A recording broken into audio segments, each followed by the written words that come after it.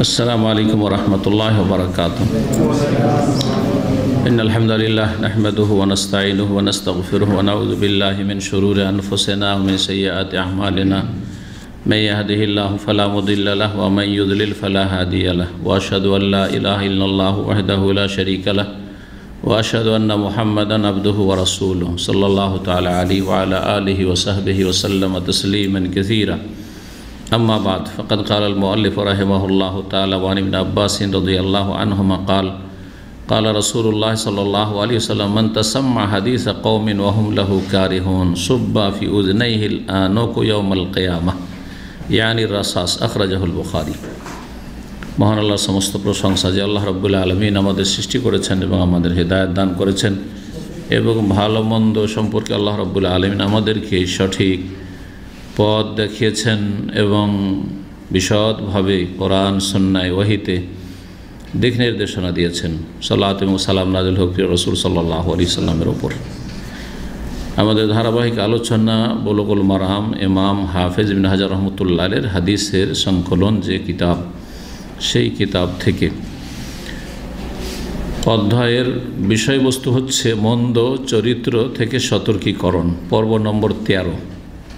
ইনশাআল্লাহ 14টি পর্বে আগামী সপ্তাহে বিস্তারিত খারাপ চরিত্র থেকে সতর্ক সাবধান করা এই অধ্যায় শেষ হবে। আল্লাহ আমাদেরকে খারাপ চরিত্রগুলি থেকে বেঁচে থাকার তৌফিক দান করেন এবং ভালো চরিত্রে চরিত্রবান হওয়ার তৌফিক দান করেন। 1316 নম্বর হাদিস আব্দুল্লাহ বিন আব্বাস রাদিয়াল্লাহু তাআলা আনহুমা থেকে বর্ণিত। তিনি বলেন কালা রাসূলুল্লাহ সাল্লাল্লাহু আলাইহি ওয়াসাল্লাম, রাসূলুল্লাহ সাল্লাল্লাহু আলাইহি ওয়াসাল্লাম বলেছেন মান তাসাম্মা হাদিসা কওমিন, কেউ যদি কোনো সম্প্রদায়ের কথা শোনে মানে শোনার চেষ্টা করে, শুনতে চেষ্টা করছে কান লাগিয়ে, কোনো সম্প্রদায়ের কথায় কর্ণপাত করে, কান পেতে শুনছে, ওহুম লাহু কারিহুন, অথচ তারা সেটা অপছন্দ করে, চায় না যে আমাদের কথাগুলি শোনুক, তারা পার্সোনাল কোনো আলোচনা করছে, সেটা এইরকম কোনো খোলা জায়গাতে তার পাশাপাশি দুইজনে আস্তে আস্তে কথা বলছে, আপনি কি তার পাশে বসে গেলেন। অথবা যেটা হয় আমাদের দেশে, গ্রামাঞ্চলেও হয় আর শহরে হইতে পারে, গ্রামাঞ্চলে বেশি হয় এগুলো, কারণ গ্রামাঞ্চলে কাঁচা বাড়ি থাকে, এক বাড়ি থেকে আরেক বাড়িতে আওয়াজ পৌঁছে যায়, তো সে টাটি মাটি যেগুলো থাকে বা ধরেন কোনো আছে, প্রাচীর আছে, সেগুলো তো কান পেতে শুনে কি বলছে, কান পেতে শুনছে।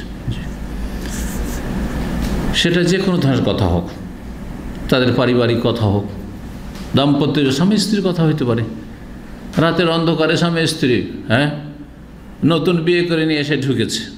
অনেক খারাপ চরিত্রের পুরুষরা এবং নারীরা আছে, দেখি কি গল্প করে, কান দিয়ে শুনে, নতুন বউয়ের সাথে কি গল্প করে, কান দিয়ে শুনে। হারাম,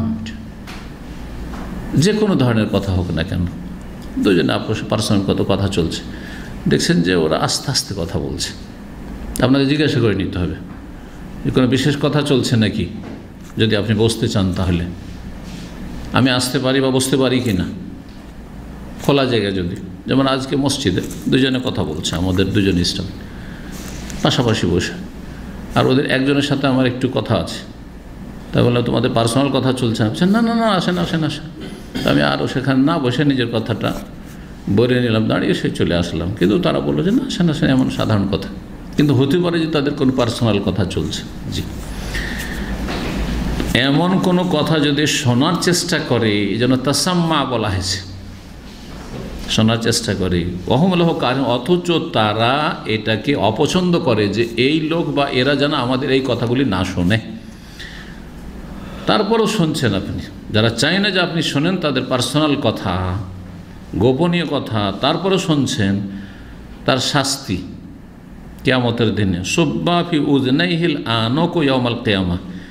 যেই ব্যক্তি এইরকম শোনার চেষ্টা করবে অথচ চায় না তারা যে আমাদের কথা শোনুক, তার দুই কানে কিয়ামতের দিনে সীসা গরম করে ঢেলে দেওয়া হবে, সীসা গরম করে ঢেলে দেওয়া হবে। জি, সাব্বা ইয়াসুব মানে ঢেলে দেওয়া, আখরাজাল বুখারী, হাদিস সহিহ বুখারী। কঠিন শাস্তি। গরম করা হবে কি দিয়ে? আখিরাতে জাহান্নামের আগুন দিয়ে। জাহান্নামের আগুন দিয়ে সীসাকে গলানো হয়। সীসা যে এক ধরনের পদার্থ, ধাতু আছে, সেটা গলানো হয়। জি, সীসা ঢালাই করা বলে না, সীসা কান্না বুনিয়ানুন মারসুস, আল্লাহ কোরআনে বলেছেন। জি, এমন সারিবদ্ধ হবে ইসলামের রাস্তায় আল্লাহর কালিমাকে উঁচা করার জন্য, যেন সেটি হচ্ছে সীসা ঢালাই করা বিল্ডিং, প্রাচীর। জি, মারসুস এর আসাস থেকে। জি, এই হচ্ছে কঠিন শাস্তির কথা। এই হাদিস কি প্রমাণ করে? যে কেউ বা কোনো দল বা দুইজন বা ততোধিক যদি কোনো পার্সোনাল কোনো আলোচনা করে, সে আলোচনা অন্যরা শুনুক, এটা পছন্দ করে না, আর আপনি কান পাচ্ছেন তাতে। আমরা কান পাতা বলি, হ্যাঁ, কান পেতে শোনার চেষ্টা করছেন। সেটা হয় বলছে যে না, এটা আমাদের পার্সোনাল কথা, স্পষ্ট ভাষায় বলছে, অথবা তাদের কথা বলার ভঙ্গিমাতে বোঝা যাচ্ছে। আমাদের সে বিচার সালিস হয় না? সালিস করতে করতে কোনদিন সালিসে বসেছেন নিশ্চয়ই। সালিস, দেশের গ্রাম্য সালিসগুলো যা আছে, সামাজিক সালিসে বসে থাকতে থাকতে ওরা একটা গোল মিটিং করার জন্য যায়। দুই চারজন নেতা মাথা যারা আছে, হ্যাঁ, জুরি, আপনাদের ভাষায় জুরি, ওইটা ওরা হচ্ছে কি, মানে মিটিং করার জন্য, গোপন মিটিং করার জন্য, যে একটা কি সিদ্ধান্ত নেওয়া যেতে পারে সলা পরামর্শের জন্য। ওখানে গিয়ে যা শুনছেন যে দেখি কে কার বিরুদ্ধে বলছে, কি কার পক্ষে বলছে। দুই পক্ষের লোক চেষ্টা করবে যে এই লোকের আমার পক্ষে কে বলছে আর আমার বিপক্ষে কে বলছে শুনুন, এটাই জায়েজ নাই। আর যেমন আগের উদাহরণগুলি ওগুলি তো আছে। তাহলে অন্যের কথা শোনা হারাম যদি তারা অপছন্দ করে আপনার এই শোনা। ইমাম ইবনে আব্দুল বার রহমতুল্লাহ আলাইহি বলেছেন যে দুইজন যদি গোপনে আলাপ করে তো সেই জায়গায় হুট করে ঢুকে যাওয়া জায়েজ নয়, যতক্ষণ অনুমতি না নেবেন বসবেন না। তবে তিনজন থাকলে, আরেকটি মাসলা এখানে জেনে নেন তার সাথে সম্পর্কিত, তিনজন আছেন, ওর মধ্যে দুইজন একটু সরে গিয়ে গোপনে আলোচনা শুরু করলো, এটাও জায়েজ নয়। এই দুইজনের জন্য জায়েজ নয় আবার, কারণ এতে কি হবে? স্পষ্ট হাদিস রয়েছে, বেশ কিছু হাদিস রয়েছে, লা ইয়াতানাজা ইসনানে দুনা সালিস। তিনজন যদি কোথাও থাকে তো দুইজন যেন একজনকে বাদ দিয়ে গোপন আলাপ না করে। ফাইন্না যালিকা ইউহজানহু, কারণ এটাতে তাকে দুশ্চিন্তায় ফেলে দেবে। দুইজনে যদি গোপনে কথা বলে তো আর একজন থেকে গেল, বেচারাও বলবে যে নিশ্চয় আমাকে এরা ঘৃণা করে, আমাকে সব কিছু তো শেয়ার করতে চায় না এরা, অথবা আমার বিরুদ্ধে কোনো আলোচনা করতে যাচ্ছে। আর সেটা যদি সফরে হয়, মাঠে ঘাটে হয়, তো আরও ভয় পেয়ে যাবে, কী জানি আমাকে মেরে ফেলবে, এই জন্যই এরা ষড়যন্ত্র যুক্তি করছে নাকি, তাই না? ওকে অনেক চিন্তায় ফেলে দিবে তাকে, এই জন্য নিষেধ করা হয়েছে, ওটাও মনে রাখতে হবে।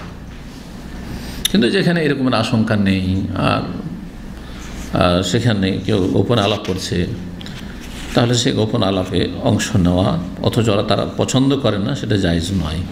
যখন এই কঠিন শাস্তির কথা এই হাদিসে বলা হয়েছে, তখন এই হাদিস থেকে একটা মাসলা ইস্তেমাত হয় যে এটা তাহলে সাগীরা গুনাহ না কাবীরা গুনাহ। কিয়ামতের দিনে কঠিন শাস্তি, জাহান্নামের আগুনে সীসা গলিয়ে কানে ঢেলে দেওয়া হবে। যে কান দিয়ে হারাম কথা কেন শুনেছিল, তোমার জন্য হারাম ছিল এটা শোনা, ওরা চাইনি যে ওদের গোপন কথা শোনো।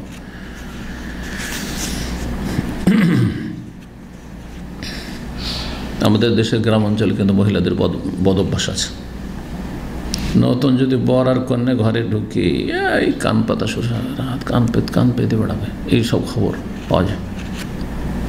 কি গল্প করছে, কি করছে, হ্যাঁ, আউযুবিল্লাহ, হারাম কাবীরা গুনাহ।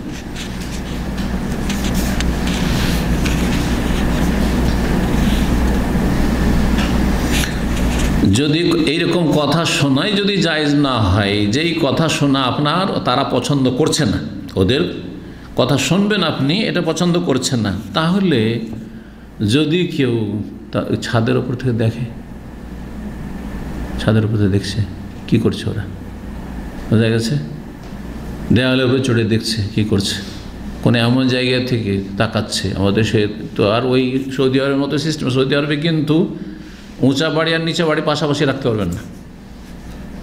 উঁচা ধরেন কেউ 5 তলা 10 তলা তৈরি করে দিল, আর ওখানে ওই এলাকার বাড়িঘর হচ্ছে 2 তলা, কখনো পাবেন না এরকম। দেখেন আরও যেগুলো তো বাস করে মহল্লাগুলো দেখেন, 2 তলা তো 2 তলা, 3 তলার পারমিশন নেই। বিনা পারমিশন ঘর ওঠাতে পারবে না। কিন্তু আমাদের দেশে 10তলা বাড়ি আর এখানে 1তলা, হ্যাঁ, খড়ের বাড়িতে বাস করে, বাড়ির মহিলা পুরুষ যা করছে, গোসল করছে, সব দেখছে। আউযুবিল্লাহ, ছাদের মধ্যে সব দেখছে।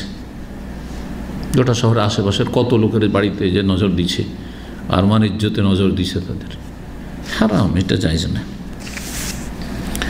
এরকম কারো দরজা দিয়ে ছিদ্র আছে একটু দেখছে, দেয়ালে কোনো ছিদ্র আছে দেখছে, এই সবগুলি হারাম, সবগুলি হারাম। কারণ মানুষের যেগুলো আবৃত বস্তু সেগুলি সন্ধান চালানো, সেগুলি সম্পর্কে জ্ঞাত হওয়ার চেষ্টা করা জায়েজ নয়। জি, লুকায়িত বস্তু। এই জন্য সহিহ বুখারী মুসলিম একটি হাদিস রয়েছে, নবী সাল্লাল্লাহু আলাইহি ওয়াসাল্লাম বলেছেন, লাউ আন্না ইমরাআন ইত্তালা আলাইকা বিগাইরি ইজনিন, কেউ যদি বিনা অনুমতিতে তোমার বাড়িতে উকি মেরে দেখে, ফাহাযাফতাহু বিআহসাতিন, আর তার চোখে যদি তুমি কি করো, কঙ্কর ছুঁড়ে দাও, পাথর ছুঁড়ে দাও, ফাকাত আইনাইহি, আর তার চোখ দুটো যদি কি হয়ে যায়, হ্যাঁ, অন্ধ হয়ে যায়, অক্ষম হয়ে যায়, চোখ অখিজ হয়ে গেল, তার চোখে লাগলো আর চোখই নষ্ট হয়ে গেল, ফাকাত আইনু, চোখকে আহত করে দিলে, নষ্ট করে দিলে, লাম ইয়াকুন আলাইকা, যেন কোনো গুনাহ হবে না, কোনো গুনাহ হবে না। মুসনাদ আহমদে রয়েছে, নাসাইতে রয়েছে, অন্য রিওয়ায়াতে রয়েছে, ফালাফি দিয়ে তালো, তার কোনো ক্ষতিপূরণ দিতে হবে না, ওয়ালা কিসাস, তার প্রতিশোধ নেই, যে চোখের বদল চোখ, না, কিচ্ছু নেই। দেখলে কেন তুমি পরের বাড়ির দিকে, তো এই অপরাধগুলি তাহলে বড় হচ্ছে, ওই উঁচা নিচা বাড়ি এরকম তৈরি করে। তাহলে সরকারকে এর ওপর পাবন্দি লাগানো উচিত, যে যেখানে যত তালা অনুমতি সবগুলো এরকম হইতে হবে, অসুবিধা নেই। এখানে উঁচা তালার বাড়ি আছে, তো যেখানে উঁচা সেখানে উঁচা। জি, একবারে পাশাপাশি আবাসিক এরিয়া, হ্যাঁ, সেখানে ফ্যামিলি নিয়ে বাস করে, আর সেখানে বিশাল একটা টাওয়ার তৈরি করে দেওয়ার, সেই টাওয়ার থেকে দেখতে পাচ্ছে, এরকম না। হ্যাঁ, দূরে আছে, সেটা আলাদা কথা।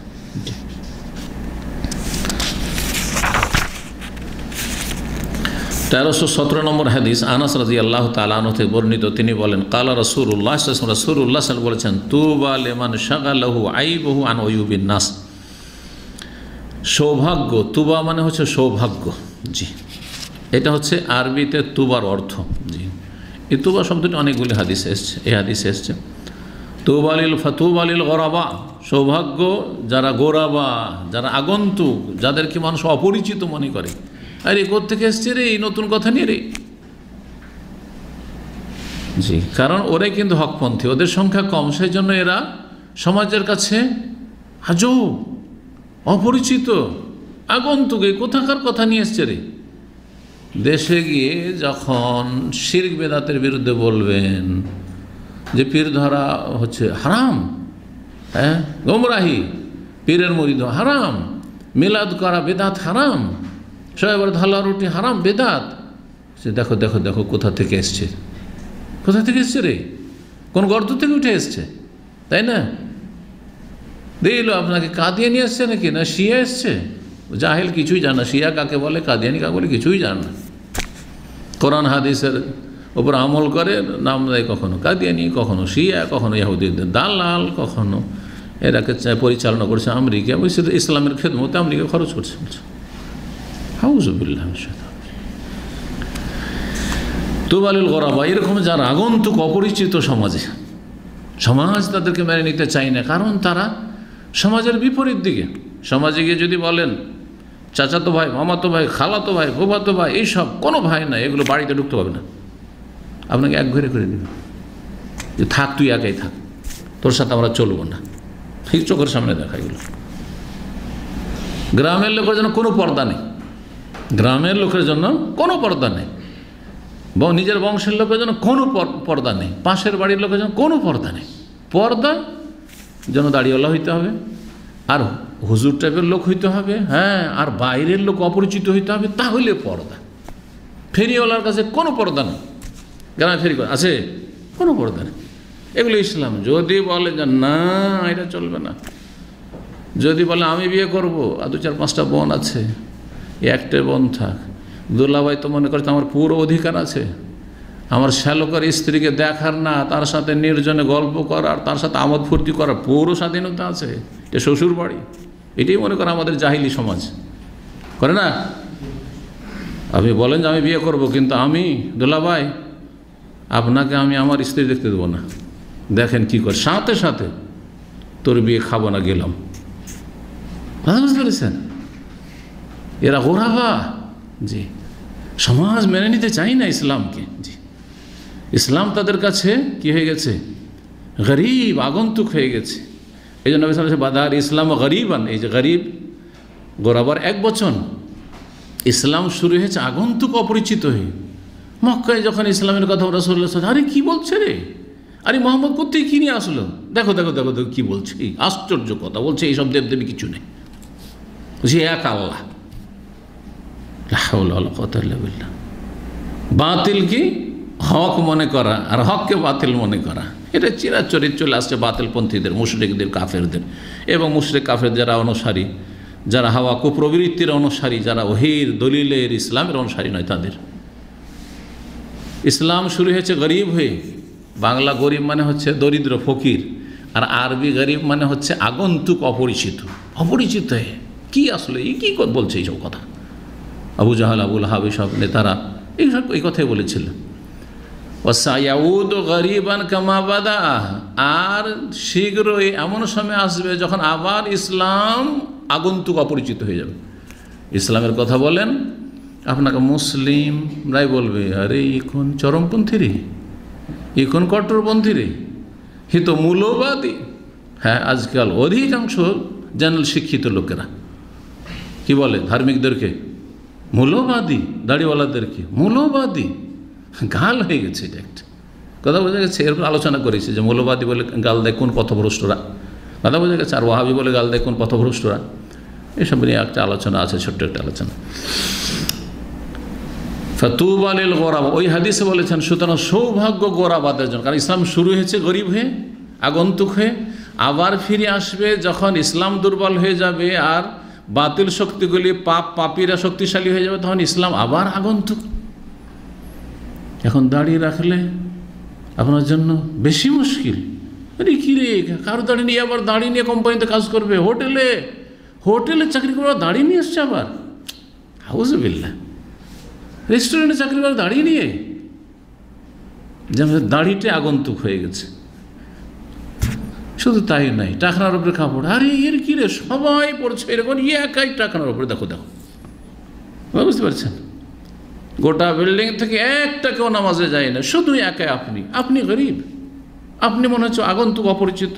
মুসলিম দেশে, মুসলিম সমাজে, কাফের দেশে নয়। এই কিয়ামতের লক্ষণগুলি সব চলে এসছে, শুধু বড় লক্ষণগুলি বাদ আছে, 9-10টা যা বড় লক্ষণ আছে সেটি বাদ, বাকি সব চলে এসছে প্রায়।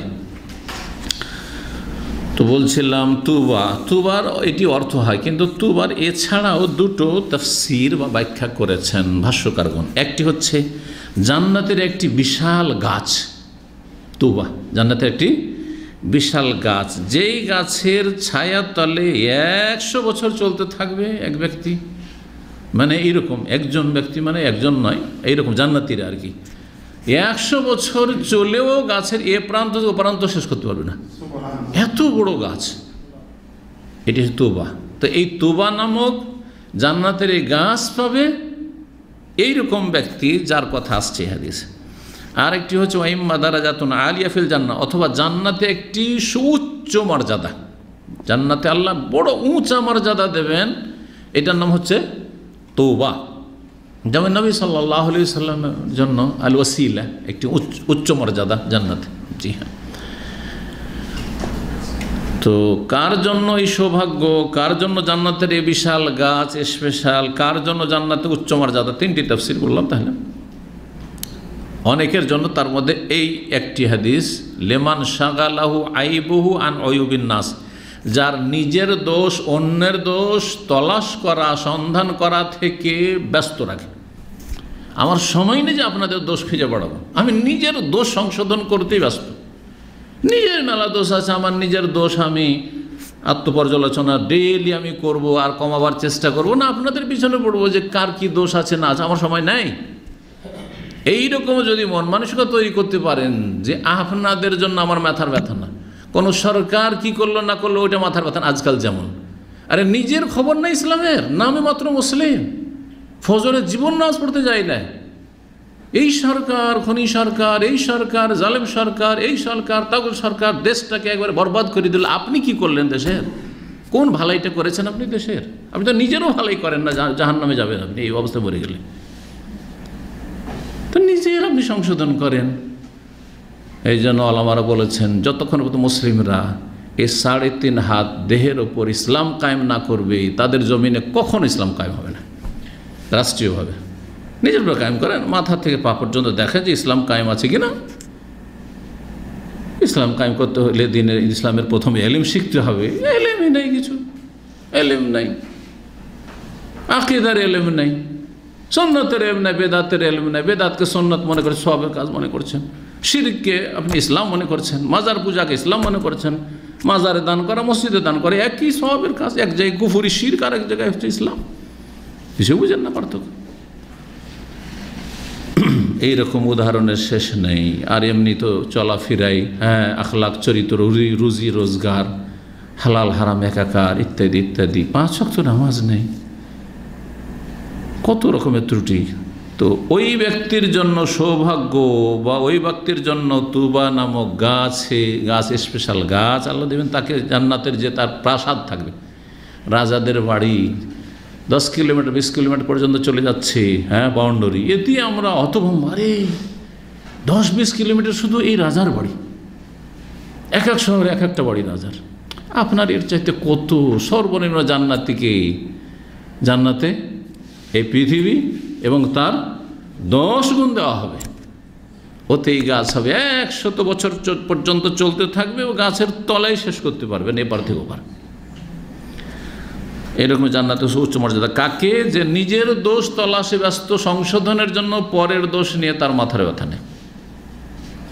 এই হয়ে গেল তো সেই হয়ে গেল, ওই দেশটা খারাপ হয়ে গেল, ওই দেশের লোকেরা খারাপ হয়ে গেল, দেখো দেখো কী অবস্থা হলো, এগুলো নিয়ে সবসময় চর্চা। কিন্তু আমার কি হলো, আমার পরিবার, আমার ছেলেমেয়ে কদ্দূর কী হলো, ছেলেমেয়েগুলো সাবালিক হচ্ছে, তারা 5 ওয়াক্ত নামাজ পড়ছে কি না, নাবালক অবস্থায় তো ছিল, যাই হোক কথার মধ্যে ছিল, কিন্তু কতটুকু তাদের ইসলামী তরবিয়ত করলাম। এই ছেলেগুলি একটু বড় হওয়ার পর 18-20 বছর হওয়ার পরে যখন বা আমি মরে যাব, তখন কি নামাজি থাকবে কি না, আমার মেয়েরা পর্দা করে কি না, ইত্যাদি ইত্যাদি। এগুলো হচ্ছে আসল কাজ। এগুলো হচ্ছে আসল কাজ যে আপনি জাহান্নাম থেকে বেঁচে গেছেন। ব্যাস, আপনাকে আপনার পরিবার সম্পর্কে জিজ্ঞাসা করা হবে, দেশ সম্পর্কে একেবারে জিজ্ঞাসা করা হবে না, আমাকেও জিজ্ঞাসা করা হবে না, আপনাদের দূরের কথা। অন্যের দোষ বাদ দিয়ে নিজের দোষ যাকে মশগুল রাখবে, ব্যস্ত রাখবে, তার জন্য তওবা রয়েছে। এই হাদিস ইমাম বাজ্জার হাসান সানাদ বর্ণনা করেছেন। জি, এর অনেকগুলি সূত্র রয়েছে, কিছু কিছু দুর্বল, তবে সবগুলি মিলিয়ে হাদিসটি হাসান। নিজের দোষ তালাশ করা মানে, তার মানে খারাপ চরিত্রগুলি বাদ দেব, আর আমি কি করব, তার জায়গায় চরিত্রবান হওয়ার চেষ্টা করব, ভালো হওয়ার চেষ্টা করব। খারাপ ছিলাম, আমার খারাপ দোষ ছিল, সব বাদ দেব। সোশ্যাল মিডিয়া, ফেসবুকে খারাপ দেখতাম, খারাপ দেখব না।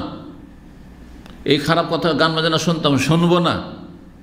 সিরিয়াল দেখতাম, দেখব না। টিভি দেখতাম, দেখব না, ইত্যাদি যতগুলি পাপ আছে সব বাদ দেন। পাপ খারাপগুলো, হারাম কিছু কিছু খেতাম, একদম বাদ। হালাল ছাড়া 1 পয়সা আমি ইনকাম করব না, একটা দানা খাবো না হালাল ছাড়া। এইভাবে নিজের সংশোধন করবে। এটি হচ্ছে উত্তম চরিত্র। খারাপ চরিত্র হচ্ছে মানুষের দোষ খুঁজে বেড়া, খারাপ চরিত্র হচ্ছে পরের দোষ খুঁজে বেড়া।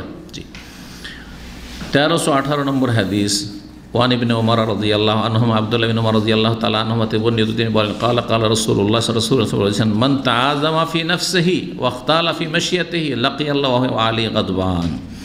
যেই ব্যক্তি নিজেকে বড় মনে করলো, তাহলে নিজেকে বড় মনে করা খারাপ চরিত্র। অধ্যায় হচ্ছে আজ আমাদের খারাপ চরিত্র থেকে সতর্ক সাবধান করা। নিজেকে কখনো বড় মনে করবেন না। জ্ঞানী মানুষ নিজেকে সবসময় ছোট মনে করবে, যে আমার চাইতে সবাই বড়, আমার চাইতে আপনারা অনেক ধার্মিক। এটা হচ্ছে আমার সুধারণা রাখতে হবে। আমি জানি না, হতে পারে যে আপনি 1 ঘন্টা 2 ঘন্টা তাহাজ্জুদ পড়ছেন, যেটা আমি আধা ঘন্টা পারছি না। তাহলে কি করে আমি ভেবে নেব যে আপনার একটা সাধারণ মানুষ, সেই জন্য আমি আপনাদের চাইতে ভালো? হতে পারে আপনাদের মধ্যে কিছু ভালো গুণ এমন আছে যেটা আমার মধ্যে নাই। এটা সবাই যেন নিজ নিজ ক্ষেত্রে, যে নিজেকে কখনো বড় মনে করবে না। আর যে বড় মনে করে তাকে আল্লাহ নিচে নামিয়ে দেয়, এটাও মনে রাখবে, লাভ নেই। আর যে নিজেকে ছোট মনে করে তাকে আল্লাহ উপরে উঠিয়ে দেয়। আপনি অহংকার মুক্ত হন, আল্লাহ আপনার সম্মান বাড়িয়ে দেবেন দুনিয়াতেও আখেরাতে। দেখেন মানুষের সাথে যত নরম হয়ে মিশবেন তত বেশি মানুষ কিন্তু ভালোবাসবে, এটা মানুষের স্বভাব। আর যত অহংকার করবেন, ওদেরও জ্ঞান বুদ্ধি আছে, তাই না? ডেইলি আপনি সালাম নেবেন, কখনো সালাম দেবেন না, অবশ্যই মাইন্ড করবে যে ও কিন্তু ডেইলি সালাম দিই, কিন্তু একদিনও তো সালাম দিল না আমাকে, অথচ সে আমার সমকক্ষ সমতুল্য। এমন নয় যে আমার চেয়ে অনেক সিনিয়র, ধরেন আপনার ওস্তাদ, আপনার শেখ, আর আপনি আগে সালাম দিয়ে দিচ্ছেন, তারপরে তার অন্তরে যেন এটা না থাকে যে আমি দেবো না, আমাকে দিলে উত্তর দেবো না হলে দেবো না, এটা খবরটা যেন না থাকে। কিন্তু হয়তো আপনি আগে দিয়ে ফেলছেন, সেটা আলাদা কথা, ওটা কোনো দোষের কথা নেই। কিন্তু কথা হচ্ছে যে যারা আপনারা মোটামুটি সমান সমান আছেন, তারপরেও না, ও যদি আমার সাথে ভালো করে তো ভালো করুন, আর ভালো যদি ব্যবহার না করে আমি ভালো করবো না। যেহেতু বদলা দিলেন, আপনি কি ভালো করলেন? তাহলে এটা তো সবাই করে, তো মুসলিমরাও করে। যার যার সাথে খাতির আছে ওর সাথে ভালোই খাতির করে, যে যার কাছে খেতে পায় ওকে খাওয়ায়। যেই ব্যক্তি নিজেকে বড় মনে করলো, ওয়াখতালাফি মাশিয়াতি, বড় মনে করলো মানে অন্তরে অহংকার ঢোকা আছে, তাইলে অহংকার কবিরা গুনাহ, যার কারণে জাহান্নামে যেতে হবে। নবী সাল্লাল্লাহু আলাইহি ওয়াসাল্লাম বলেছেন যে অহংকারী জান্নাতে যেতে পারবে না, মানে প্রথমখানে যেতে পারবে না, যদিও নামাজি হয়, যদিও সহি আকীদার খুব দাবিদার হোক না কেন, যদিও তার এলেম থাকে, আলেম আছে, আলেম, তার মধ্যে অনেক অহংকার, প্রথমখানে জান্নাতে যেতে পারবে না। অনেক নেকি আছে, কাফারা হয়ে শাস্তি পেয়ে পেয়ে জান্নাতে যাবে একদিন, কাফের নয় সে। আর একটা অহংকার হচ্ছে আল্লাহর সামনে অহংকার। যদি কারো অহংকার থাকে আল্লাহর সামনে, যে আমি এত বড় একজন বৈজ্ঞানিক, এত বড় একজন আমি রাষ্ট্রপতি, প্রধানমন্ত্রী, এত বড় একজন মিনিস্টার, এত বড় আমি এমপি, এত বড় আমি পুঁজিপতি, দেশের কয়েকজন যে 10 জন যে শীর্ষস্থানে ধনী তার একজন আমি, আর আমি আবার এই মাটিতে সিজদা করব, এই সবার সাথে গিয়ে মসজিদে নামাজ পড়ব, যদি এই অহংকার থাকে তাহলে সে কাফের, মুসলিম নয়, কখনো জান্নাত পাবে না। বাড়িতে নামাজ পড়ে জান্নাত পাবে না, কারণ তার অন্তর কি আছে? আল্লাহর সামনে সেজদা করলে সে ছোট হয়ে যাবে, মাটিতে সেজদা করলে ছোট হয়ে যাবে। যেমন এক শ্রেণীর বেদিন বা নাস্তিক টাইপের লোকেরা বলে যে এগুলো কাজ কাদের কাজ? মোল্লাদের কাজ। এখান থেকে এসছে মোল্লার দৌড় মসজিদ, মোল্লার দৌড় মসজিদ, তার মানে মোল্লা সম্পর্ক শুধু মসজিদের সাথে, ওরা ধর্মকর্ম করবে, আমরা কেন ধর্মকর্ম করব? আমরা যা ইচ্ছা ভোগ বিলাস করি, হারাম, দুনিয়াতে জান্নাত বানিয়ে নিয়েছে তারা, সুতরাং আখিরাতে জাহান্নাম, সোজা কথা। যদি আল্লাহর সামনে অহংকার থাকে এটা বড় কুফরি, আর মানুষের সাথে অহংকার থাকে তো বড় ফাঁসে কি কুফরি নয়, স্থায়ী জাহান্নামে যাবে না, তবে জাহান্নামের শাস্তি পেতে হবে, সেটা জাহান্নামের আগুনে গিয়ে হোক বা কবরে জাহান্নামের শাস্তি হোক, অথবা দুনিয়াতে এমন অশান্তি তাতে জাহান্নাম। আমরা বলি না যারা আমার স্ত্রী জাহান্নাম, যে স্ত্রীকে নিয়ে অশান্তিতে আছে, ছেলে মেয়ে বাড়িকে আমার জাহান্নাম করে রেখেছে, বাড়িতে গেলে মনে হয় যে জাহান্নাম, অনেকেরই অবস্থা আছে। দুনিয়াতে ওর জাহান্নাম কিসের জন্য? হয়তো বিভিন্ন পাপের মধ্যে একটা পাপ, হয়তো তার অন্তর অহংকার আছে, হ্যাঁ, তার মধ্যে এমন কাবিরা গুনাহ আছে যেটা শাস্তি হচ্ছে দুনিয়া আখিরাতে এরকম কঠিন শাস্তি, যার ফলে মানসিক অশান্তিতে আছে, শান্তিতে নেই। দুনিয়ার বালা মুসিবত কাফারা হয়, আর কবরের শাস্তি তো কাফারা হয়, তাতেও যদি মোচন না হয়, মাপ না হয়, তাহলে তখন জাহান্নামের আগুনে জ্বলতে হবে মুসলিম গুনাহগারদেরকে, মনে রাখতে হবে এই কথাগুলি। যার অন্তরে কি অহংকার আছে, ওয়াখতালাফি মাশিয়াতি, আচ্ছা অন্তরে অহংকার থাকলে চালচলনে কিন্তু বোঝা যায় যে এর মধ্যে অহংকার আছে, চালচলনে বোঝা যায় যে অহংকার আছে। আমি দেখেছি এরকম বড় বড় নেতাদের চলছে, মন্ত্রীদেরকে দেখছি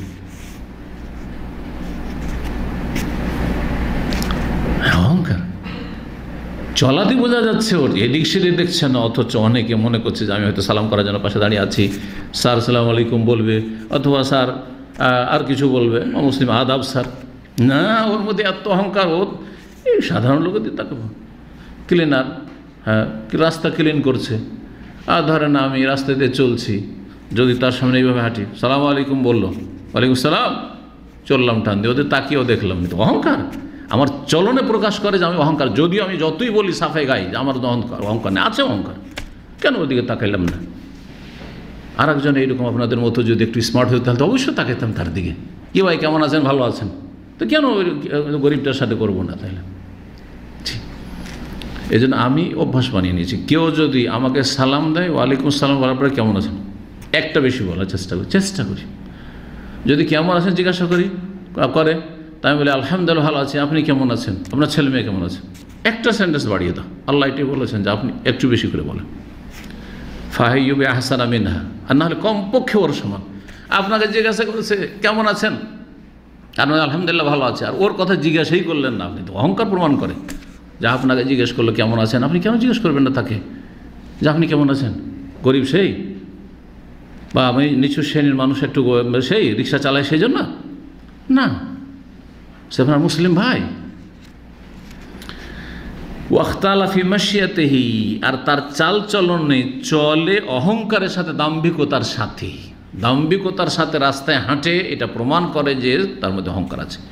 তো দাম্ভিকতার সাথে চলাটাও একটা অহংকার, অন্তরের অহংকার, চলার অহংকার। এইরকম যদি থাকে, কথা বলার অহংকার, হ্যাঁ, গর্জনের সাথে কথা বলে, ঠান্ডা মেজাজে কথা বলবে না, ফোরম্যান, সুপারভাইজার, মুদির সবসময় একবার চোখ রাঙা করে কথা, মেজাজ গরম করে কথা, অহংকার। মানুষের অহংকার প্রকাশ পায়, ভিতরে অহংকার থাকে, যেটা বহিঃপ্রকাশ ঘটে কথার মাধ্যমে আর কাজের মাধ্যমে, চলাফেরার মাধ্যমে, উঠা বসার মাধ্যমে। এইরকম যদি হয় লাকি আল্লাহ, তাহলে সে আল্লাহর সাথে সাক্ষাৎ করবে সে হাসরের মাঠে, ওয়াহু আলাইহি গাযবান, তখন আল্লাহ তার ওপর চরম রাগান্বিত থাকবেন, ক্রোধে থাকবেন, রেগে থাকবেন। আল্লাহর রাগ ঠান্ডা হবে না যে তুই আমার বান্দা আদম সন্তানের উপর অহংকার করেছিস, তুই নিজেকে বড় মনে করেছিস, আর তাদের দাম্ভিকতার সাথে তাদের মাঝে চলাফেরা করেছিস, ছোটকে ছোট মনে করেছিস। জি হ্যাঁ, আল্লাহ যেন আমাদের বোঝার তৌফিক দান করেন এবং অন্তরকে সমস্ত পাপ থেকে, খারাপ চরিত্র থেকে পরিষ্কার পরিচ্ছন্ন করার তৌফিক দান করেন, আত্মার পরিশুদ্ধির তৌফিক দান করেন। ইমাম হাকিম এই হাদিসটি মুস্তাদরাক হাকিমে নিয়ে এসছেন, মুস্তাদরাকে, আর ওর রিজাল মানে বর্ণনাকারীরা হচ্ছে সব সিকাত বা নির্ভরযোগ্য। হাদিসটি হাসান। এই হাদিস সে কি প্রমাণ করে যে অহংকার নিন্দনীয় বিষয়, আর অহংকার বিভিন্নভাবে প্রকাশ পায়, যেটা বললাম একটু আগে আর কি। আল্লাহ রাব্বুল কাছে এর জন্য কঠোর শাস্তি রয়েছে। অহংকারী ব্যক্তি দুনিয়াতেও মানুষের কাছে ঘৃণিত, কিন্তু ও নিজে যতই বড় মনে করুক, কিন্তু অহংকারী লোককে কেউ পছন্দ করবেন, ভালোবাসবে না। কিন্তু যে যত বেশি নমনীয়, হাসি মুখে কথা বলছে, তাকে তত বেশি পছন্দ হয়। নবী সাল্লাল্লাহু আলাইহি ওয়াসাল্লাম এত কেন ভালোবাসতো সাহাবীরা, এত কেন ভালোবাসতো? যার সাথে দেখা, একটা ছোটো বাচ্চা তাও হাসি মুখে, হাসি মুখে। আপনার কলিগদের মধ্যে দেখবেন কেউ যদি হাসি মুখে কথা বলে, ওর সাথে আলাদা একটা ভালোবাসা, এমনিতে অন্তরের ভালোবাসা একটা টান হয়ে যাবে। ঠিক পক্ষান্তরে কেউ যদি কথা বলে হাসি মুখে নয়, সালাম দেয়, সালামের জবাব দেয়, কথা জিজ্ঞাসা করলে উত্তর দেয়, কিন্তু হাসি মুখে নয়, ওর উপর সেই ভক্তি কখনো হবে না, কারণ আপনাকে আল্লাহ বোধ শক্তি দিয়েছে, তাই না? জি। তো যেমন মানুষ পছন্দ করে, মানুষের রব যিনি রব্বুন্নাস, মালিকুন্নাস, ইলাহুন্নাস, আল্লাহ, তিনিও নমনীয় ব্যক্তি, বিনয়ী ব্যক্তি, যার মধ্যে তাওয়াদু রয়েছে, নিজেকে ছোট মনে করে, নিজেকে বড় মনে করে না, তাকে আল্লাহ ভালোবাসেন। পক্ষান্তর অহংকারীকে আল্লাহ ইন্নাল্লাহ লা ইউহিব্বু কুল্লা মুখতালিন ফখুর, অহংকারী দাম্ভিককে আল্লাহ ভালোবাসেন না। জি, কঠিন শাস্তি দেবেন এবং আল্লাহ রাগান্বিত থাকবেন। রাগান্বিত তখন আল্লাহ কি জান্নাত দেবেন না জাহান্নামে দেবেন? শাস্তি দেবেন, তবে তার কাফারা যদি হয়ে যায় সেটা আলাদা কথা। অনেক দলিল কোরআন এবং হাদিসে রয়েছে অহংকারী ইন্নাহু লা ইউহিব্বুল মুস্তাকবিরিন। কোরআনরা বলছেন যে নিশ্চয়ই আল্লাহ অহংকারীদেরকে ভালোবাসেন না। আরও আল্লাহ বলেছেন ইন্নী উযতু বিরব্বি ওয়া রাব্বিকুম মিন কুল্লি মুতাকাব্বির লা ইউমিনু বিয়াউমিল হিসাব। নবী মুসা আলাইহিস সালামের ভাষায় বলা হয়েছে, আমি আশ্রয় গ্রহণ করি আমার রবের এবং তোমাদের রবের এমন প্রত্যেক অহংকারী দাম্ভিক থেকে যে পরকালে বিশ্বাসী নয়। বলে যে পরকালে বিশ্বাসী নয়, আবার আখেরাত কি, জান্নাত কি, জাহান্নাম কি, আল্লাহ কি, এসব ইসলাম ধর্ম কি, এগুলো হ্যাঁ এইসব মৌলবাদীদের কথা, এগুলো মৌলবাদীদের কথা। সবচেয়ে বড় অহংকারী সে হচ্ছে সবচেয়ে বড় অহংকারী। এইরকমই অহংকারী বিদাতি মোল্লারা তাদেরকে তৌহিদের কথা, এই তৌহিদ কোথায় তৌহিদ আছে, কোথায় পেলে এইসব তৌহিদ? সৌদি আরবে গিয়ে লেবারি করেছো, ক্লিনের কাজ করে এসছো, আর তৌহিদ নিয়ে এসছো, কোথায় পেলে তুমি? অহংকারী দাম্ভিক। জি, খালি শিরক আর বেদাত সব, আমরা বেদাতে, তোমরা সব একবারে তোমরাই শুধু জান্নাতি, এরকম কথা বলেন না দাম্ভিকেরা, অহংকারী বেদাতি মোল্লাগুলো। জি, কোরআন এবং হাদিসের সামনে মাথা ঝুঁকিয়ে দিতে হবে আমাকে আপনাকে সবাইকে, দলিলের সামনে। ওহি আল্লাহর ওহি, আল্লাহর কালাম, রাসূলুল্লাহ কালাম, তার সামনে মাথা ঝুঁকিয়ে দিতে হবে। হে মন গড়া কথা নয়। যদি নিজের মন গড়া কথা হতো সেটা আলাদা কথা। জি,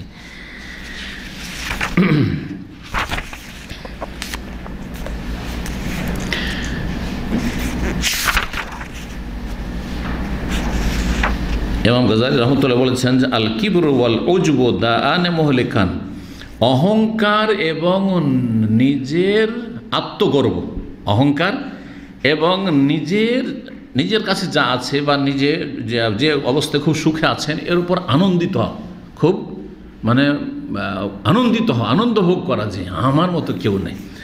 এই দুটো হচ্ছে ধ্বংসাত্মক রোগ, ধ্বংসাত্মক রোগ।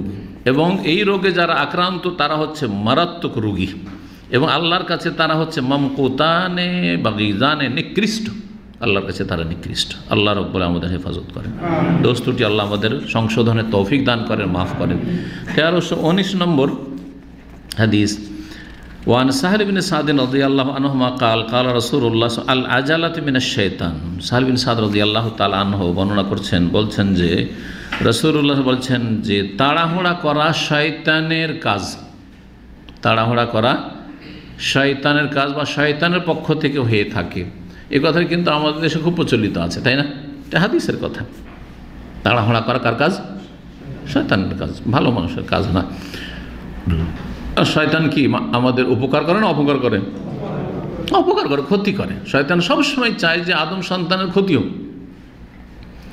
দুনিয়ার ক্ষতি হোক, আখিরাতের ক্ষতি হোক, দুটোই চাই। পরকালের ক্ষতি করার জন্য জাহান্নামের দিকে নিয়ে যায়, কারণ দুনিয়ায় পাপ করাবো, জাহান্নামে নিয়ে যাবো আমার সাথে।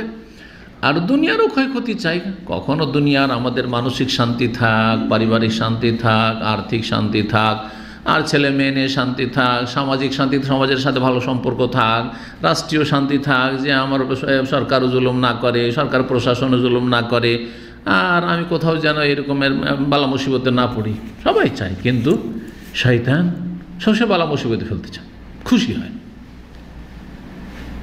কারণ শয়তান শান্তিতে নেই। কিসের জন্য?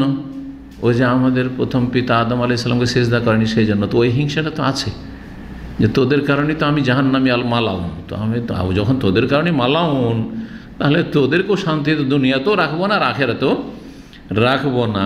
আল আজালাতু মিনাশ শায়তান, তাড়াহুড়া করা শয়তানের পক্ষ। তাড়াহুড়া করলে কাজ সুষ্ঠুভাবে হয় না।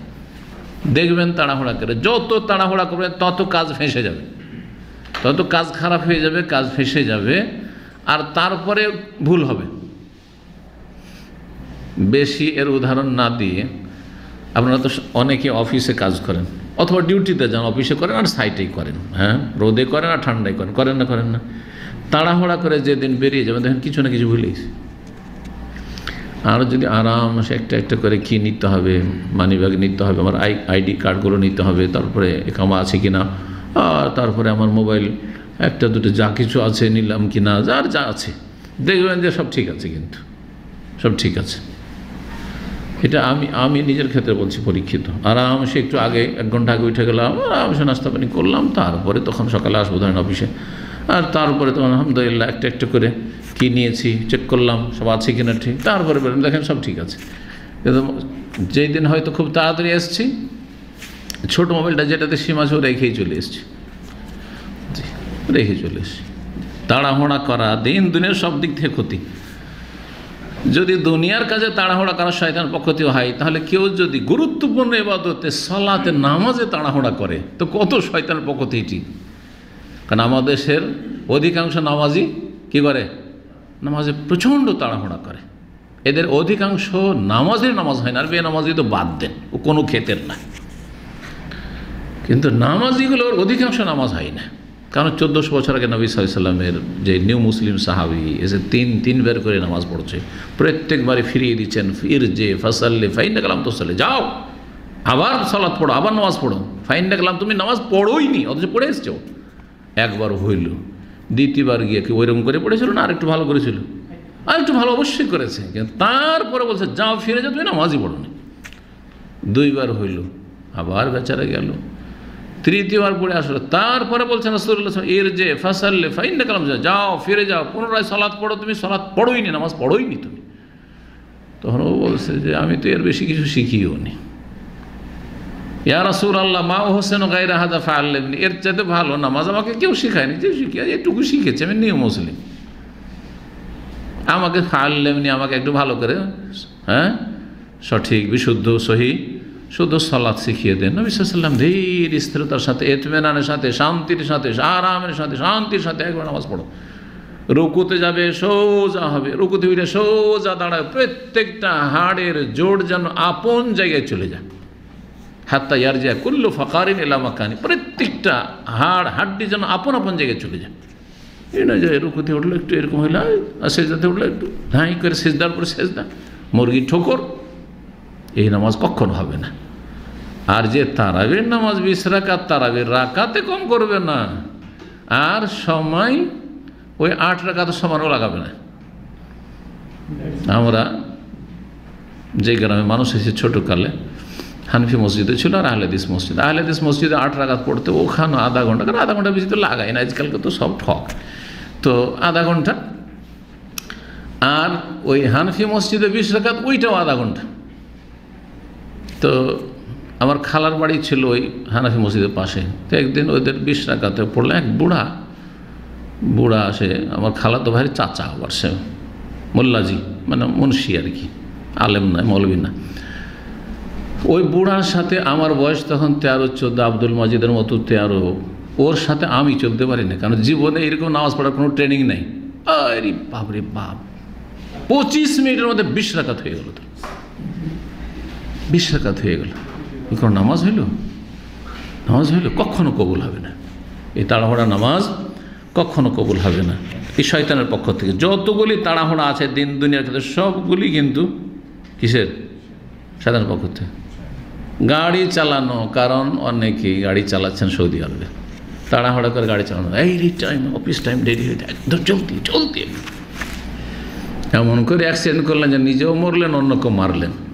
হচ্ছে না।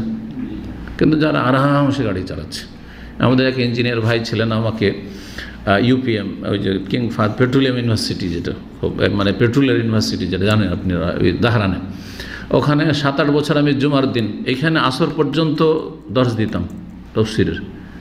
তার আগে তো আকিদার চলতো। আর তারপরে 2005-এর দিকে 2003-4 থেকে নিয়ে 5-7 পর্যন্ত, 7 পর্যন্ত মনে হয় চলেছে। উনি এখন কানাডা চলে গেছেন। তো আমি তো ওই রকম গাড়ি চালাতাম না, সেজন্য আমাকে জাযাহুল্লাহ খাইর নিয়ে যেতেন। আর ওনার গাড়িতেই পারমিশনটা স্টিকার লাগানো ছিল ইউনিভার্সিটির। ওই দার্স ছিল কার? তাফসীর করেছি আমি 5 থেকে 7 বছর। যতগুলি স্টুডেন্ট, সব বুয়েটের স্টুডেন্ট আসে, মাস্টার্স আর পিএইচডি করা, শিক্ষিত, বাংলাদেশের সবচেয়ে শিক্ষিত যারা একদম। আর তাদের যারা বেশ কিছু প্রফেসর বসতে পারে, সিনিয়র প্রফেসর, অনেক বাংলাভাষী, কিন্তু তারা ওই পাসপোর্ট নিয়ে এনেছে, কেউ কানাডা, কেউ আমেরিকার, বিভিন্ন, কেউ আরাম করতে চাকরি করতে আসতো, মাশাআল্লাহ প্রায় 30-40 জন হইতো। তো যেতাম, তো দেখতাম উনি গাড়ি চালাতেন একবারে স্মুথ গাড়ি, বুঝলেন তো, স্মুথ মানে আজকাল যে ওই যারা খুব ভালো গাড়ি চালায়, আরামসে গাড়ি চালাচ্ছে, এদিক সেদিক গাড়ি যাচ্ছে, আরামসে গাড়ি চালাচ্ছে। ওর গাড়িতে কখনো ভয় লাগতো না, কিন্তু যে ওর এইদিকে দিচ্ছে, ওর এইদিকে দিচ্ছে, একবার পিক আপ দিচ্ছে, আমাদের গাড়ি লাফিয়ে উঠছে। এরকম এক ভাইয়ের গাড়িতে চড়েছিলাম এখানে, একদিন প্রথম চড়েছি মাত্র 2 কিলোমিটার। আমি বললাম, ভাই আর আপনার গাড়িতে চড়া হইল না আমার, কারণ আপনার গাড়িতে খুব ভয় লাগছে আমার, কখন যে কাকে আপনি ধাক্কা দিবেন আল্লাহ ভালো জানে। তো কথা হচ্ছে যে এইরকম মিনাশ শয়তান, আল আজালাত মিনাশ, তাড়াহুড়া করা শয়তানের কাজ। আরামসে গাড়ি চালানো, মানসিক দিকে স্থির, চোখ হাত পা সব কিছু, এদিক সেদিক কে কী করছে ওটা দেখার বিষয় নয়। ভিড় আছে, কি আছে না আছে, খালি রাস্তা, শুধু স্পিড দিন, না, আপনি আপনার গতিতে, মানে মানসিক দিক থেকে আপনি স্থিরভাবে গাড়ি চালান, দেখবেন এতে শান্তি পাবেন আপনি এবং নিরাপদ থাকবেন। জি, বিভিন্ন দিকে আর কি এই বিষয়টি রয়েছে যে তাড়াহুড়া করা শয়তানের কাজ, জি। রাস্তায় চলতে যে তাড়াহুড়া করে তো হোঁচট খাওয়ার বেশি ভয়, আছাড় খাওয়ার ভয় আছে, কিন্তু আরামসে চলছেন, দেখছেন যে কোথায় উঁচা আছে, নিচা আছে, ইট আছে, পাটকেল আছে, দেখছেন আর চলছেন, তো আরামসে চলছেন, কোনো ক্ষতি হবে না ইত্যাদি।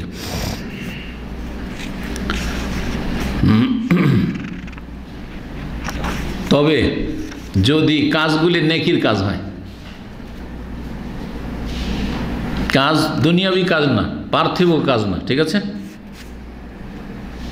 নেকির কাজ, নেকির কাজে তাড়াতাড়ি করবেন না, আরে করছি সবাই করুক আমি পরে করব নাকি? নেকির কাজে অগ্রণী ভূমিকা পালনের চেষ্টা করতে হবে, অগ্রগামী হওয়ার চেষ্টা করতে হবে। আল্লাহ বলছে ফাস্তাবিকুল খায়রাত, নেকির কাজগুলিতে তোমরা কম্পিটিশন করো। কম্পিটিশন করা মানে কি? কে আগে যেতে পারে। আপনি 100 রিয়াল দেবেন, আমি 200 দেব, আরে সবাই দিক, তারপরে দেখা যাবে। সবাই দেখি কে কতটি দিচ্ছে, আর তারপরে তখন সবাইকে দেখে দেব। না না না, এমন না। নেকির কাজে আগে ভাগে থাকেন। এরা না দিলেও ওর বেতন আমার চাইতে বেশি, ও না দিলে আমি কেন দেবো? চলবে না। তো সেই জন্য ওলামারা বলেছেন যে না, ইবাদত বন্দেগীর কাজে এবং কল্যাণের কাজে তাড়াতাড়ি করতে হবে। রুমমেটরা, কলিগরা, আজান হয়ে গেছে, 15 মিনিট তো আছেই, সুতরাং কম্পিউটারওয়ালারা কম্পিউটার নাড়াচাড়া করছে, কেউ মোবাইল নিয়ে টিপাটিপি করছে, যাচ্ছি, উজু তো আছে। এখন আমি কি ওদের দিকে দেখবো যে সবাই তো আছে, তো সবাই যাবে তখন যাব, নাকি আজান হয়েছে আমি আগে চলে যাব, আমি আগে বেরিয়ে যাই, সবাই বেরিয়ে যাবে তারপর আমি বেরোবো? কেন এই স্বভাব? কেন এটা খারাপ স্বভাব, বোঝা গেছে? অথবা আজানের অপেক্ষা করব কেন? আজানের পরে উজু করা শুরু করব। অধিকাংশ ভালো ভাইয়েরাও এরকম করেন। আজান হবে তখন কেন উজু করব? হতে পারে উজু করতে গিয়ে বাথরুমে ইত্যাদি দেরি হয়ে যেতে পারে, তারপরে আমি 2 রাকাত তাহিয়াতুল মসজিদে বঞ্চিত থাকলাম, আজান একামতের মাঝখানে দোয়া কবুল ওর থেকে বঞ্চিত থাকলাম, হতে পারে যে তকবীরে তাহরিমা থেকে বঞ্চিত হয়ে গেলাম এই করতে গিয়ে, এই যাবো যাচ্ছি করতে করতে, হতে পারে কি না? আমি আগে থেকে রেডি থাকলাম, উজু করে আজানের আগে রেডি আছি। অভ্যাস করলে কয়েকদিনের ট্রেনিং লাগবে শুধু। তাই বলছেন যে আল্লাহর আনুগত্যমূলক কাজে এবং কল্যাণের কাজে দান খায়রাত, মানুষের উপকার করা, তার মানুষের উপকার করা। 2 জন গাড়িওয়ালা আছেন, আর একজন ওই একই এলাকায় মোটামুটি, আর একজন গরিব মানুষ বেচারা আপনাদের এলাকায় যাবে, তোকে 10 রিয়াল লাগবে, আসতে 10 রিয়াল লেগেছে, 5 যেতে 10 রিয়াল লাগবে। আমি অনেক সময় কিন্তু এরকম বলেছি যে ভাই এই ভাই আছে মাশাআল্লাহ, সব দার্সে আসার চেষ্টা করে, তো আপনারা ওই এলাকায় আছেন যারা ওনাকে নিয়ে যান, তখন একে অপরের চাপায়। এটা করবেন যে তাড়াহুড়া করা শয়তানের কাজ। সুতরাং দেখি কে নিয়ে যাচ্ছে, কেউ না নিলে তখন আমি নেব, নাকি বলেন? না কি করবেন? না ওখানে কম্পিটিশন করবেন, না ভাই আমি নিয়ে যাব, ও বলছেন না ভাই আমি নিয়ে যাচ্ছি। না, এইটা না করে আপনি শুরু করলেন যে আচ্ছা দেখি কেউ না নিলে দেখা যাবে, আর না হলে থাক, যদি হয়ে যায় কাজ চলে, অন্য দিয়ে তো চলুক। তাহলে নেকির কাজে আপনি অগ্রগামী না। তো বলছেন নেকির কাজে কিন্তু তাড়াতাড়ি করতে হবে। আল্লাহ বলছেন সারিউ ইলা মাগফিরাতি মির রাব্বিকুম, আল্লাহর কাছে ক্ষমা নেওয়ার জন্য দৌড় দাও। জি, ওয়া ইউসারিউনা ফিল খায়রাত, নবী রাসূলগণ নেকির কাজে দৌড় দিতেন, কম্পিটিশন করতেন। জি, ওয়া হুম লাহা সাবিকুন। জি, এই হইতে হবে। 1320 নম্বর হাদিস, আর এটা দিয়ে আজকের আলোচনা ইনশাআল্লাহ তাআলা শেষ হবে। ওয়ান আয়েশা রাদিয়াল্লাহু আনহা, আয়েশা রাদিয়াল্লাহু তাআলা আনহা থেকে বর্ণিত, তিনি বললেন কালা রাসূলুল্লাহ সাল্লাল্লাহু বলেছেন আশ-শুমসুল খুলুক। আশ-শুম মানে বরকতহীনতা বা অলক্ষী, কুলক্ষণ। জি, সোম মানে অলক্ষী, কুলক্ষণ, এগুলো বাংলা শব্দ ব্যবহার হয়, সেজন্য কুলক্ষণটা ঠিক আছে, কারণ অলক্ষী ওই যে লক্ষ্মী হিন্দুদের দেবী আছে, যার ফলে ওই শব্দটার উপরে এমনি আমার আছে, অ্যালার্জি আছে, কারণ ওই শব্দ আসলে আমাদের মুসলিমরা অনেকে ব্যবহার করে। যদি একটা ছেলে খুব ভালো হয়, একটা মেয়ে ভালো হয়, একটা বৌমা এসছে, আর সেই দিন থেকে বাড়িতে খুব সুখ শান্তি, আর শাশুড়িকে কাজ করতে হয় না, শ্বশুরের মাশাআল্লাহ খেদমতের অভাব হয় না, আমার বৌমাটা আমার লক্ষ্মী, তাই না? আমার এই মেয়েটা আমার লক্ষ্মী, যেদিন থেকে জন্মেছে সেদিন থেকে আমার আলহামদুলিল্লাহ চাকরি হয়েছে, হ্যাঁ, এই ছেলেটা আমার লক্ষ্মী, বিয়ে করাটা আমার লক্ষ্মী, যেই দিন থেকে বিয়ে করেছি ওই দিন থেকে আমার আর কোনো অভাব নেই, লক্ষ্মী। লক্ষ্মী মানে কি? হিন্দুদের ওই লক্ষ্মী দেবী থেকে এসেছে শব্দটি, কারণ বাংলা সাহিত্যে অনেক হিন্দু আনি সভ্যতা আছে, কথা বলছেন? তো একজন মুসলিমের শিরকি কথা বলবে না, কেন? কারণ হিন্দুদের, কারণ হিন্দু ছেলেদের সাথে আমরা প্রাইমারিতে পড়েছি, তো স্কুলগুলিতে কোন পূজা হয় জানেন? স্কুলে কোন পূজা হয়? যারা স্কুল কলেজে পড়েছেন, সরস্বতী। শান্ত, মাশাআল্লাহ, কিছুটা নলেজ আছে, কিছু তো নলেজ দুনিয়া থাকতে হবে। কেন স্কুলে শুধু সরস্বতী পূজাটা এত ধুমধাম করে কেন হয়? বিদ্যার দেবী সরস্বতী হচ্ছে এলেম চাইলে কার কাছে নিতে হবে? জ্ঞান ওই সরস্বতী দেবীর কাছে পাওয়া যায়। সুতরাং শিক্ষাঙ্গনে সরস্বতী পূজা হইতে হবে স্পেশালি। আচ্ছা, আর লক্ষ্মী সম্পর্কে তাদের ধারণা কি? রুজি, হ্যাঁ, মান সম্মান, নেতৃত্ব, ক্ষমতা, গদি, কথা বোঝা গেছে, টাকা পয়সা, এটা দাতাকে লক্ষ্মী দেবী। লক্ষ্মী দেবী রুজি দেয়, কথা বোঝা গেছে? জি হ্যাঁ। আর শনিদেব ধ্বংস করে, এই জন্য শনিবারটা খারাপ ওদের কাছে, শনিবার অশুভ দিন। জি, এমনকি এই কুপ্রভাব পাশাপাশি বাস করার জন্য মুসলিমদের ওপর পড়েছে। শনিবারে বিয়ে দেওয়া যেত না, শনিবারে বিয়ে চলবে না, কারণ শনিবারটা অশুভ দিন। সোমবার করো, না হয় শুক্রবার করো, না হয় বিশুদ্ধ অন্য দিনে করো, শনিবার চলবে না। আছে না? নাই, অনেকের মধ্যে আছে এগুলো। এগুলো শিরক, এগুলো শিরকি আকীদা। তো কাউকে লক্ষ্মী বলা বা কোনো কিছু লক্ষ্মী বলা, ইসলামী সেন্টারটা আমার লক্ষ্মী না, হারাম আপনার জন্য বলা। ওই লক্ষ্মী না, বলে ইসলামী সেন্টার আমার সৌভাগ্য। বিকল্প ভালো শব্দ আছে, সৌভাগ্য, যে এখানে এসে এলেম শিখলাম, আমল পেলাম আলহামদুলিল্লাহ, বা এখানে এসে রুজি পেলাম ইত্যাদি ইত্যাদি, ঠিক আছে, সৌভাগ্য আলহামদুলিল্লাহ। সৌদি আরব আমার সৌভাগ্য, সৌদি আরব আমার লক্ষ্মী। এমন নয় যে আমি শুধু ইন্ডিয়া বাংলাদেশের কথা বলছি। কেউ যদি বলে সৌদি আরব আমার লক্ষ্মী, তাও শিরকি কথা। লক্ষ্মী কেন বলবে? বলে সৌদি আরব আমার সৌভাগ্য, যে দেশে এসে আলহামদুলিল্লাহ আমার অভাব দূর হইল, এখানে এলেম পেলাম, এখানে হজ পেলাম, উমরা পেলাম ইত্যাদি ইত্যাদি। তো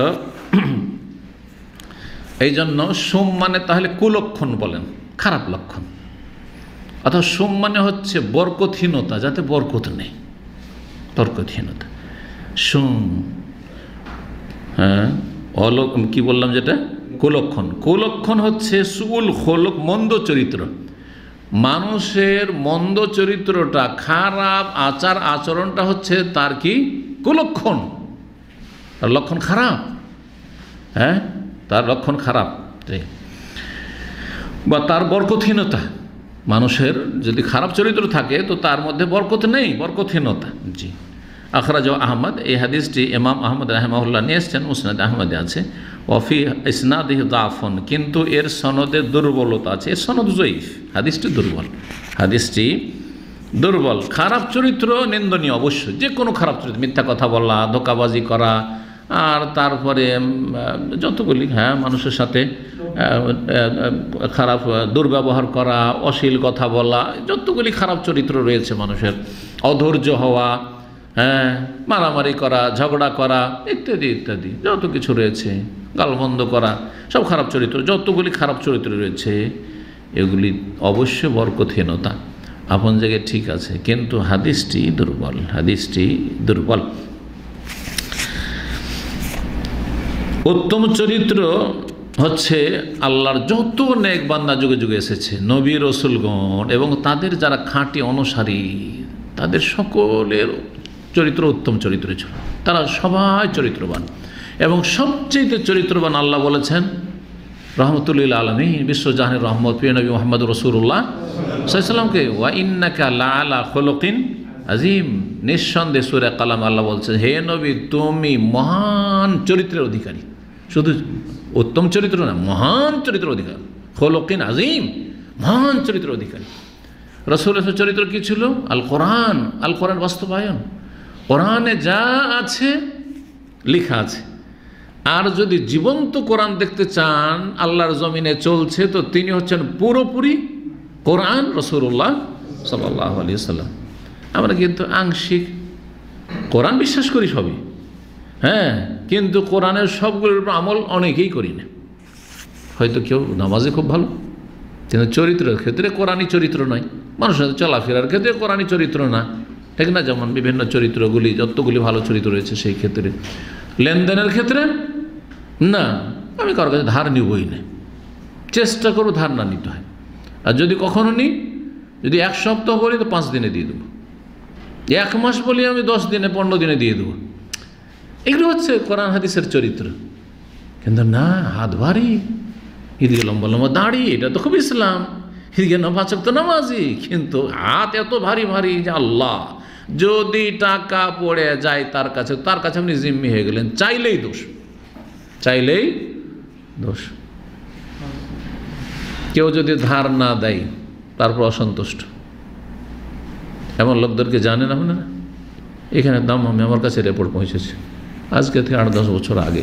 কিছু ভাইরা এসে বলছে, শেখ নিয়মিত সেন্টারে এই ছেলেগুলো আসে, কিন্তু দেখেন চরিত্র সহি আকীদাটা নিয়েছে, আর শিরক বিদআত করবে না, পীর ধরবে না, এগুলো ঠিক আছে, এগুলো কোরআন থেকে নিয়েছে, হাদিস থেকে নিয়েছে, কিন্তু টাকা ধার চেয়েছে, তো টাকা ধার দেয়নি। টাকা আমার দরকারও আছে, ও জানছে আমি বেতন পেয়েছি, কিন্তু আমার প্রয়োজন আছে, আর তারপরে টাকা দেবো, কখন দিবে না দিবে আমার জরুরি আমার জন্য, তো টাকা ধার দেয়নি। তাতে আর ভালো করে কথা বলেন আমার সাথে, অসন্তুষ্ট, টাকা ধার না দেয়। আর অসন্তুষ্ট হওয়ার কি আছে? মানে আপনারা এখানে এসছেন, একটা করে বোতল পানি যদি আপনাদেরকে দিই তো আলহামদুলিল্লাহ বলেন, আর যদি ইসলামিক সেন্টার না দিতে পারে তো অসন্তুষ্ট হওয়ার কিছু আছে? আল্লাহ কোরআনে বলে, মা আলাল মুহসিনিনা মিন সাবিল, যে এহসান করে তার উপর কোনো অভিযোগ নেই। এহসান করে কেউ যদি দাওয়াত দেয় তো এহসান করলো যে একদিন দাওয়াত দিল, যদি আজীবন দাওয়াত না দেয় তো কোনো কষ্ট পাওয়ার আছে?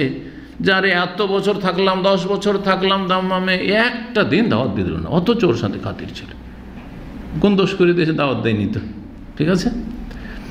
তো কি বলছিলাম, আম্বিয়া রসুলগণ এবং তাদের যারা সত্যিকার অনুসারী তাদের উত্তম চরিত্র, উত্তম চরিত্রের একটা হচ্ছে রাগকে খেয়ে ফেলা। রাগ উঠতেই দিবেন না, প্রথম কথা। আর রাগ মানুষের উঠবেই, রাগের কাজ করলে রাগ উঠতে পারে, কিন্তু রাগ যদি উঠে তো রাগকে কী করবেন? সংবরণ করে নেবেন, দমন করে দেবেন, রাগের প্রতিক্রিয়া দেখাবেন না। রিয়াকশানে একবার লাফ দিয়ে উঠলেন আর গরম মেজাজ করে ব্যবহার খারাপ করে দিলেন, এমনটা করবেন না। রাগ হয়েছে, কিছুক্ষণ আপনি চুপ থেকে যান, কথাটা তো বললেন না, আর তর্কে যাবেন। স্বামী স্ত্রীতে রাগারাগি হইতে পারে না?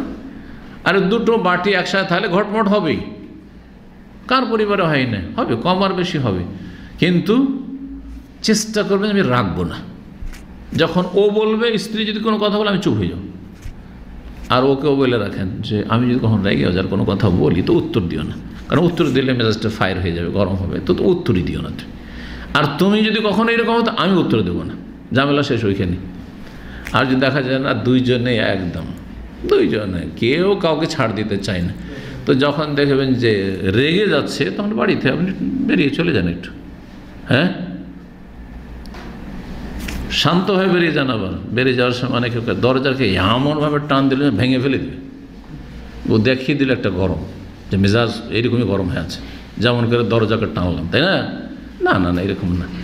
তো একটা ছেলে নতুন বিয়ে করেছে, সৌদি আরবে আছে, যুবক ছেলে মাশাআল্লাহ, তারপরে ফ্যামিলি নিয়ে আছে।